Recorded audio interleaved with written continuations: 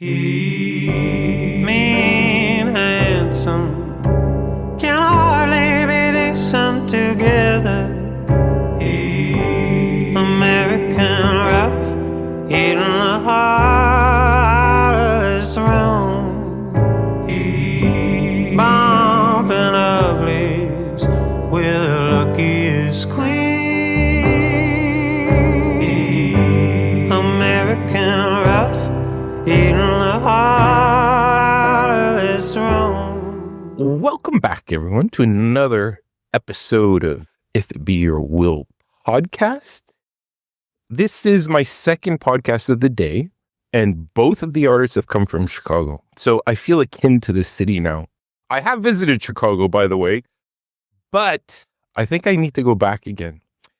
I am reaching down to talk with Andrew Saw, who is Chicago-based singer-songwriter.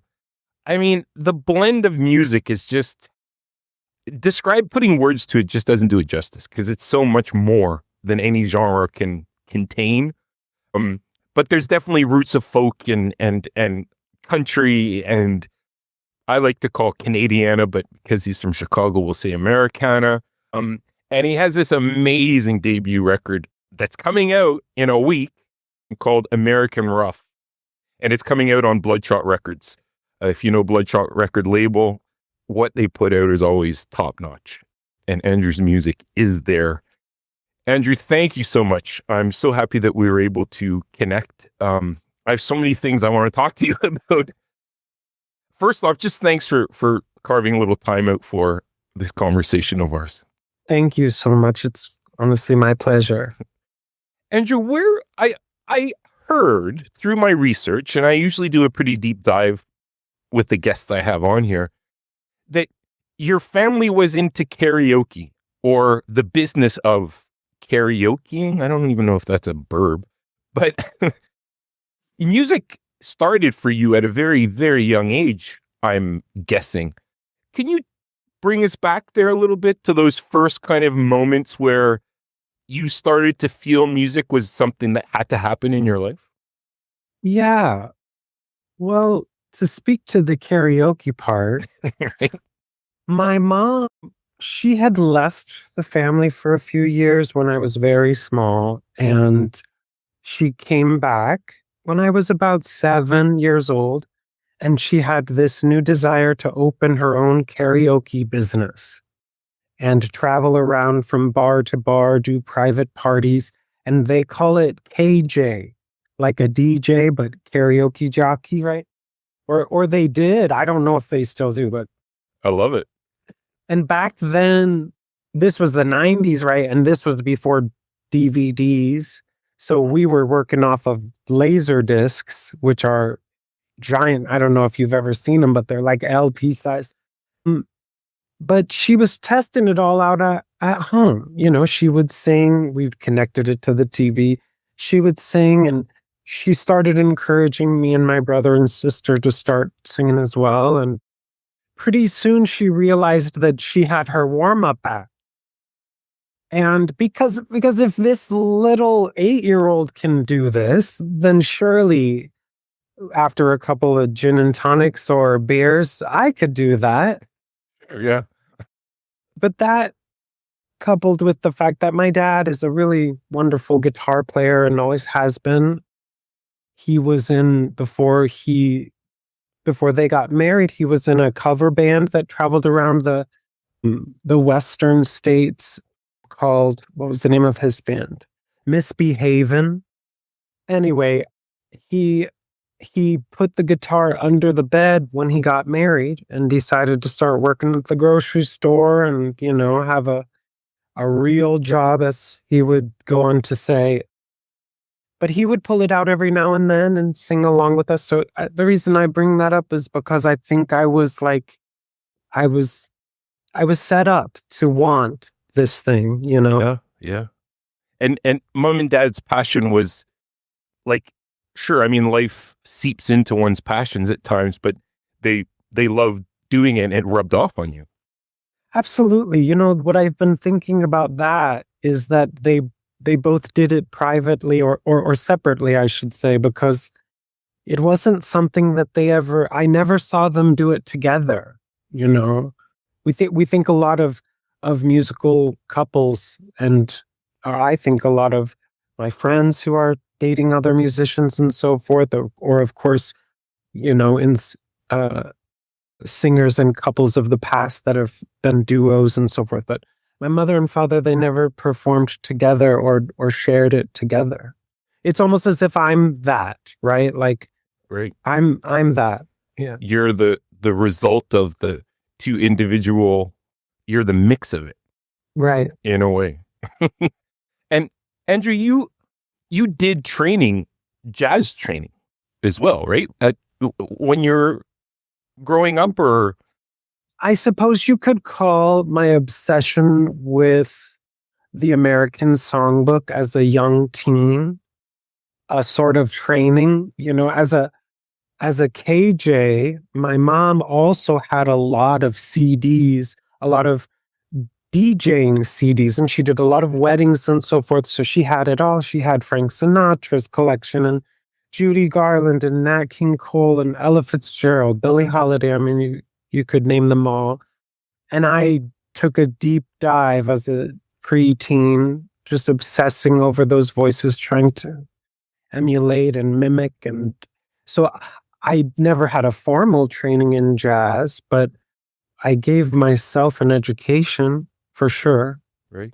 And was that where you started to find your voice? Like that you would later start to, perform and release records with? Like, was that kind of your training period of finding the style that you would later want to explore more?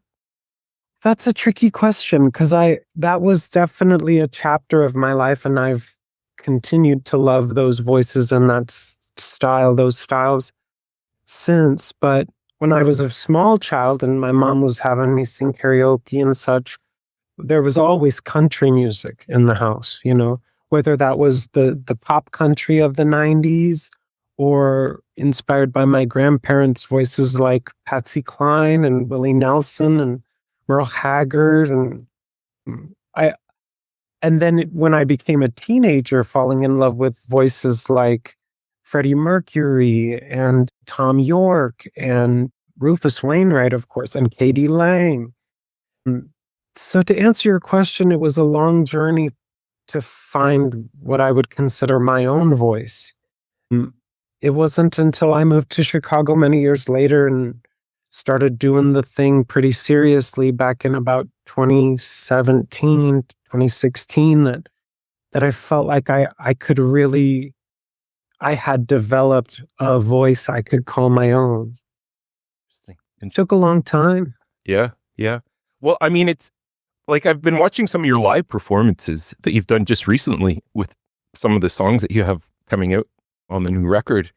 And you have such control, like just an acoustic, and then your voice is just like, wow. Like, I imagine that takes some exerted effort and time and tons of practice to get to a stage where you feel, because it seemed like it was almost effortless, but the control, I was just, it really marked me of how well you can control your voice. Like, it seems like you've really honed in on something.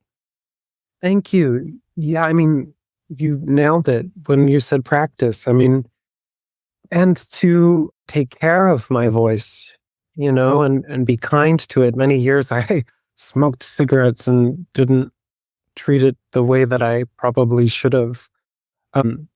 But yeah, I mean, beyond practice, drinking enough water, warming up in the morning, there's so many things that's very kind of you. I mean, that's kind of the goal in my mind, is to seem effortless, whereas there's a lot of effort that goes into the preparation for it. And I recognize that in seeming effortless for an audience, it puts them at ease. It allows them to really enjoy it and not worry about me up there. Well, it allows too, like I felt that I could really focus on the words that you were saying and the stories that you were telling and the you know, your metaphors and similes and like just that whole part, just because it just opens everything up when you're so effortless with the delivery. I don't know. It's some of these things I'm starting to realize the more, like, I've been listening to music my whole life, but sometimes it starts to make more sense to you. Like how, and the effort too. Like I want to pinpoint that because oftentimes listeners have no idea the kinds of practice and time that this music takes. And if we focus on your record a little bit, which is coming out next week, how did this record come to be? I'm sure it was also a lot of effort and practice. Tell us about this first record, because it is a sensational record, American Rock, you know, and I like that you have that kind of tension in the title. What was it like putting this set of songs together and recording them? Well, to speak to the effort, before we started this conversation, I had told you that I worked at this folk music school in Chicago and that I got my start here taking songwriting classes. And that was really the beginning of me understanding the craft of writing a song. And it's taken years to develop to a point where I'm very proud of the songs that I'm writing. Enough to make it a record, enough to put the money into putting it down, you know, on plastic. This particular record, I had approached a couple of songwriters that I admired to work with me on it. One of them being Liam Kazar, who was originally from Chicago but now resides in Brooklyn.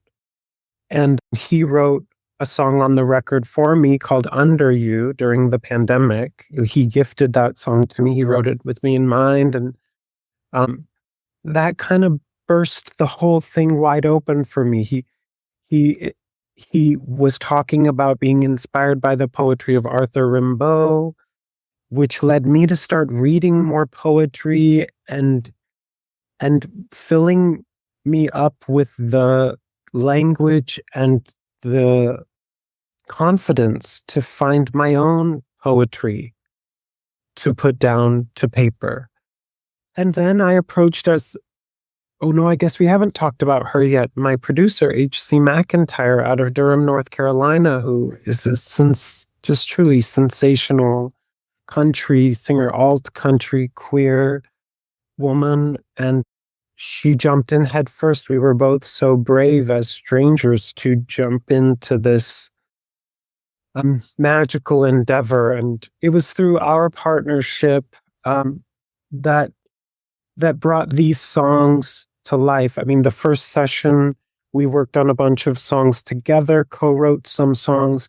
And then by the next session, I had a whole batch of songs that I had been so inspired from that first session written on my own to contribute to the record. So it's been a long journey too. We've taken 4 years to really make this record and shop it around and find the right home. And so I guess I just keep reminding myself that this takes a long time, that this took a long time. I'm kind of a late bloomer in that way.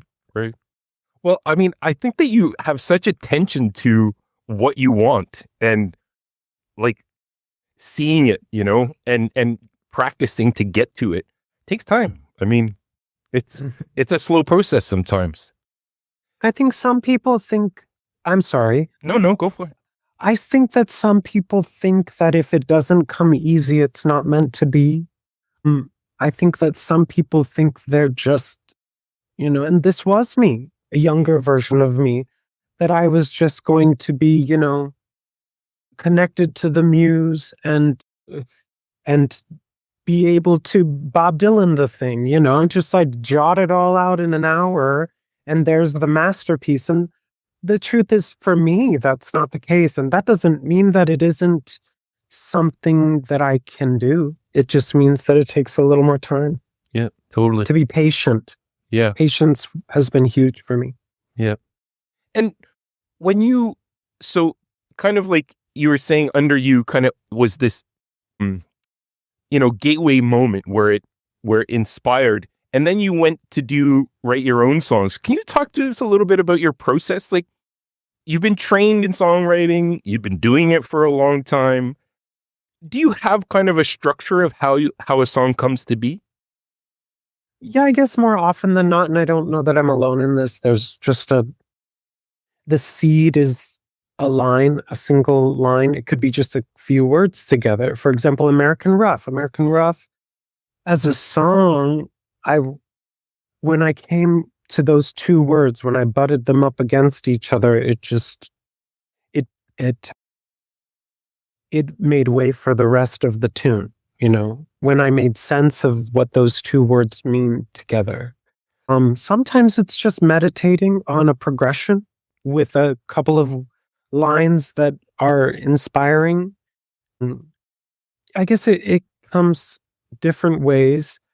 More often than not, though, as I said, it's a single line. It's something that I've said or I heard someone else say, or I like to watch a lot of interviews of my heroes. And for example, Where It Lands, which is a song on the record, for the end, was inspired by something I heard James Baldwin say in an interview. To the interviewer, he said, "Love is where you find it." And while the song became something beyond that, that was the seed, that was. So to answer your question, it's often something, a line. Right. And you were saying too that that what you contributed, like, on your own to the record, that it came pretty quickly. Were you surprised by that? Were like normally does you were kind of mentioning that it does take time, but it seemed like you were inspired, or maybe you had your Bob Dylan moment with those songs. What is there any connection to that? Does that relate to it at all, Andrew? It does. I think that makes sense to me because I allowed myself to dive so deep into that headspace and that open emotional space, and that I, through the reflection of my collaborators, found quite a lot more self-confidence to trust that the ideas that I had, and that my taste and my that my taste and my decision making was correct, that to believe in myself. Right. And sometimes having validation with that is an important step along the journey as well. I would say to specifically, if that's someone that you admire and trust that they have your best interest. Because I wouldn't say just, listen to anybody's opinions. But yeah, as I mentioned, like in my collaborators, that gave way for that. Interesting. And did you learn new things through this recording process about your music and yourself? Like, did H.C. McIntyre open some of those ideas, or who you were? Like, did it open something up inside you? Because this record, I don't know, it's so, I just love it. It's so powerful, and how you deliver. It's so good. Thank you. Did you learn stuff about yourself and about maybe how you would proceed to doing the next album or the next recording through the experience that you live with this record?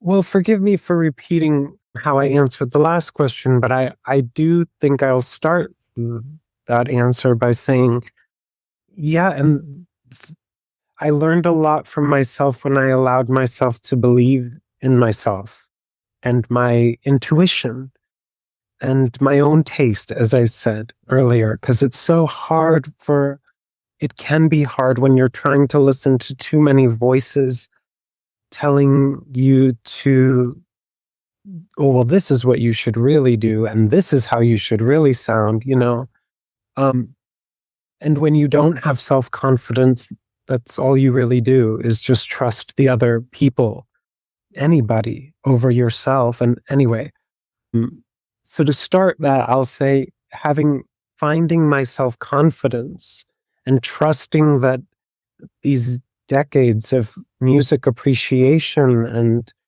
education have set me up to be in a position to succeed, and to succeed in a unique way to me, you know? And I think too, Andrew, like a unique way to listeners too, because you're coming in with a perspective that like, like country folk, like kind of not jiving a little bit with the queer population, and kind of like taking that and saying, we can interpret it in any way we want. Like, it doesn't have to be about dirt roads and cowboys, or, like you're giving it a voice that I think opens doors for a lot of people out there that are looking to identify with music. And it to me, I felt this kind of connection to a different kind of mindset, a different kind of environment that was so refreshing, because oftentimes you can get like this, country pop and like all country, and like it all, kind of comes from a perspective oftentimes that, it represents whatever, but I found that your perspective was just refreshing and like genuine and truthful. Partway through the process, I said to my collaborator HC, I said, the one thing that I don't know about this is that I'm worried that I don't have an edge, that I don't have, I like to joke and say I've never been a bad bitch. And that's true, and she said, no, your tenderness is your edge. She said, that's your superpower. And when I accepted that and led even outside of the music, but in conversation with other people and in seeing myself in that way, I think that is what maybe it's an oversimplified way of talking about what you're talking about, but I don't hear a lot of tenderness in the music that's made in that genre. Country music, especially pop country, and for that matter, tenderness coming from a male person or a male presenting person. I think that's why a lot of people draw back to Roy Orbison when they hear what I do, and I do love the music of Roy Orbison, but it's the tenderness to me. Oh, sorry, there's something going on out there. Well, that's no trouble. Well, we'll come to a close, Andrew. Again, just thank you so much. Your words and your stories, I just love it. I love your music. I've loved talking with you. You're very similar in your music to you are like talking to you in person, and I just so appreciate that. Your answers have been so genuine and truthful and there, which I totally love. What does the rest of this year look like? So the record's going to come out in a week, and then what are the plans with the record, and what else could your fans look forward to, Andrew, coming down 2026? I am so excited to get it into the hands of every person I come across. As I mentioned, it's been a long time in the making, and to be able to hold a stack of these, plastic discs in my hand. I have a couple of sold out release shows in Chicago. I just played a sold out release show in New York. I have a release show coming in July on the 28th in LA. I'm playing a PBS type TV broadcast called Farm and Fun Time in Bristol, Virginia, which is the home of country music, Bristol, Virginia. And I'm going to be at Americana Fest in September, and we're doing a tour around there. We'll be in DC and Knoxville and Louisville. We're going to go all over with a full band that I'm really excited about. I've got a holiday show that I do every year here in Chicago called Lonesome Holiday, which if you're in Chicago, or you should come by. I know it's tough during the holidays, and most people don't like traveling to Chicago in the winter, but That's that Great Lake effect that hammers you guys all the time, right? well, I'm sure it's pretty cold up there too. Oh, it's cold. I mean, even today it's summer and we're freezing up here. Anyway. Well, so it sounds like you're just gearing things up. The machine's just, you're just putting some gas in it, clean the windows, let's go. Amazing. So amazing. Well, all the best with this. Again, guys, check it out. Go see a show if you can. I think if you just go and see some of his live performances, you're going to be thrown into another world because it's so amazing. And this record, June 26th, 6 days. It hits the airwaves, and I've listened to it, and it is worth your time. Go and buy this record and go and see a show. And go up to Andrew and thank him for such a great record, and buy a t-shirt and support our artists, please, people. It's the only way that they can keep making this music. Andrew, this has been amazing. I thank you. I wish you all the best with this new record. And I will see you again one day in Chicago, probably, or if you come up to the Great White North, our paths will cross again. I'll be there. Cool, man. Thank you. Thank you.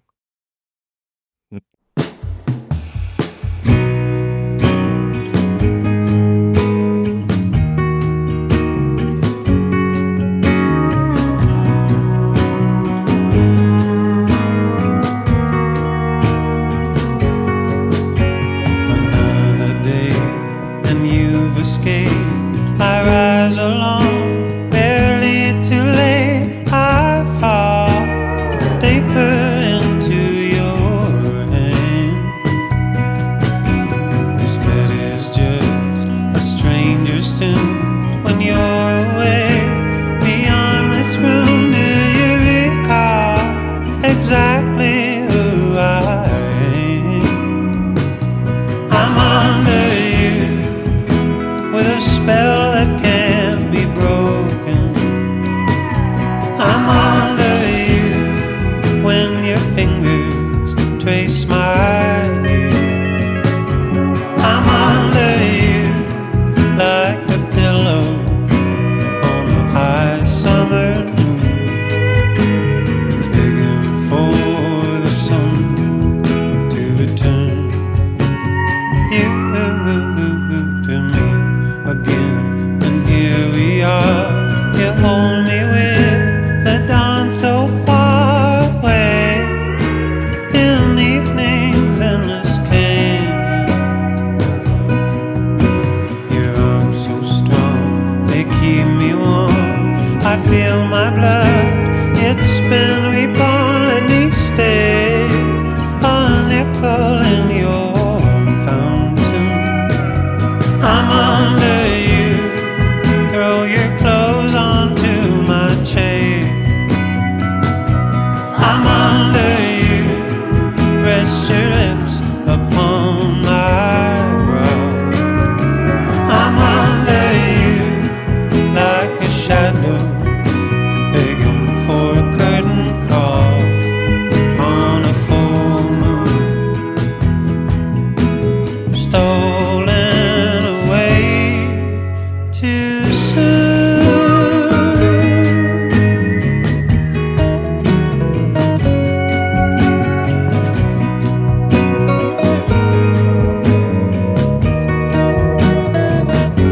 I'm under you with a spell that can't be broken.